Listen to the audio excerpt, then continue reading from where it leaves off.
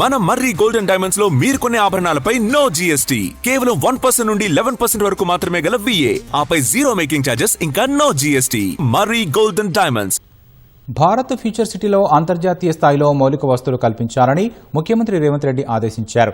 వచ్చే నెలలో future city industrial పార్కులో పరిశ్రమలకు శంకుస్థాపనలు జరిగేలా చర్యలు చేపట్టాలన్నారు. బుల్లెట్ ట్రైన్ కోసం భూసేకరణ ప్రారంభించాలని, ఫ్యూచర్ సిటీలో 1500 ఎకరాల్లో డేటా సిటీ ఏర్పాటు చేయాలన్నారు. రాష్ట్రానికి పెట్టుబడులు ఆకర్షించేందుకు ఇన్వెస్ట్ తెలంగాణ పేరుతో ప్రత్యేక విభాగం ఏర్పాటు చేయాలని ముఖ్యమంత్రి ఆదేశించారు.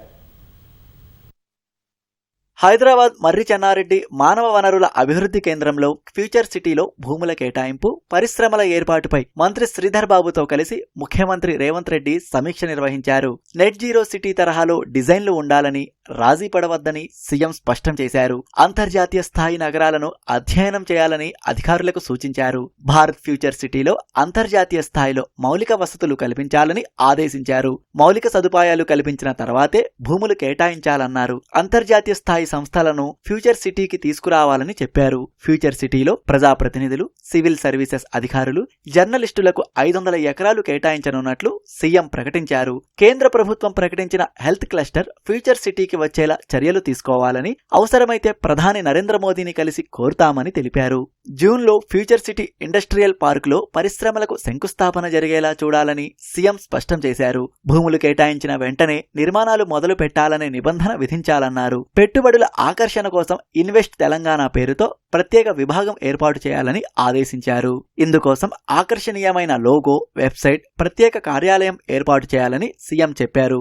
రాష్ట్రంలో పెట్టుబడులు పెట్టే వారి కోసం ఎస్కాట్ ఆఫీసర్ వ్యవస్థని రూపొందించాలన్న సీఎం గ్రూప్ 1 స్థాయి అధికారిని ఎక్స్కాట్ ఆఫీసర్ గా నియమించే అంశాన్ని పరిశీలించాలన్నారు. తమిళనాడు, గుజరాత్ పారిశ్రామిక విధానాన్ని అధ్యయనం చేయాలని అధికారులకు తెలిపారు. బుల్లెట్ ట్రైన్ కోసం భూసేకరణ ప్రారంభించాలని ఆదేశించారు. ఫ్యూచర్ సిటీలో 1500 ఎకరాల్లో డేటా సిటీ ఏర్పాటు చేయాలని, నీటి అవసరాల కోసం ఎస్టీపీలను వినియోగించాలని సూచించారు. జీసీసీలు, డేటా సెంటర్ల కోసం కరీంనగర్, వరంగల్, విజయవాడ రహదారుల సమీపంలోని ప్రభుత్వ భూములు గుర్తించాలని ముఖ్యమంత్రి ఆదేశించారు. ద్వితీయ శ్రేణి నగరాల్లో గ్లోబల్ కేపబిలిటీ సెంటర్ల ఏర్పాటు కోసం పాలసీ రూపొందించాలన్నారు. ప్రభుత్వ కార్యాలయాలన్నీ 3 నెలల్లో టీ ఫైబర్ కు కనెక్ట్ కావాల్సిందేనని ముఖ్యమంత్రి స్పష్టం చేశారు.